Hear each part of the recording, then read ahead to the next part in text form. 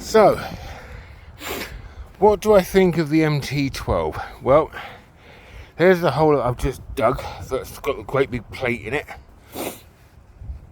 Now, personally, I think this machine is going to be incredible. Now, bear in mind, I've got a power line there that runs all the way up the hill. I've got another one that comes all the way down this side and comes across the road, and I've got one that comes across from here, and it goes all the way across the bottom of the field.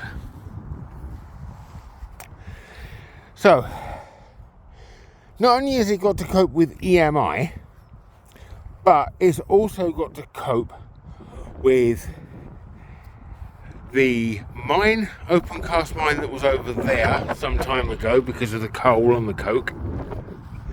We have another farm that was built on another mine. It's just over there where those little dip of trees is.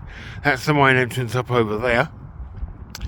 So the whole area is covered in coal, coke, minerals, and yet I've been out for an hour. Now I'm also running this machine on rechargeable batteries. I'll just quickly take the cover off so you can have a look. There you go, rechargeable batteries. Now, as I say, I've been using this on headphones for about an hour and a half now, and at the moment it still says full battery.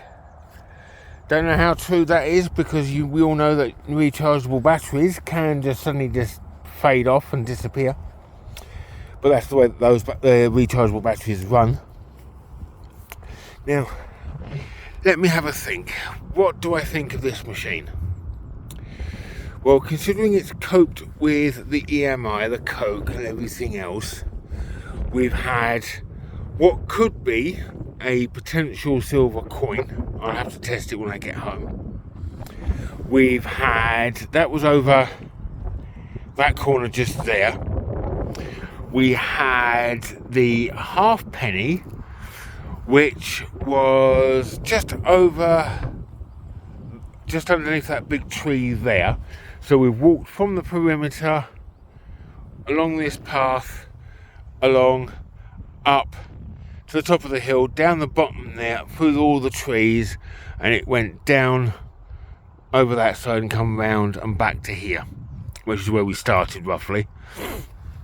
So yeah, we've had the halfpenny underneath there. We also had the noughts and crosses game that was underneath there, and I've had a car hubcap over by that bush, which I didn't film because it was very near the surface, so I knew it was rubbish anyway. And then we've had this whacking great big deep plate here. So I've had a good hour and a half out, and in these challenging conditions, I mean, you wouldn't turn around and normally get 3 sets of power lines across the field, would you? Really? It's coped very, very well. Yes, the sensitivity has had to be dropped several times. I've been running it at discrimination between 40 to 50. The sensitivity from anywhere from 85 right the way down to 50, which is when I found that the halfpenny. But it's coped with it reasonably well. I would really love to take it out on a really, really clean field next, which I might well do, onto another private permission further on the other.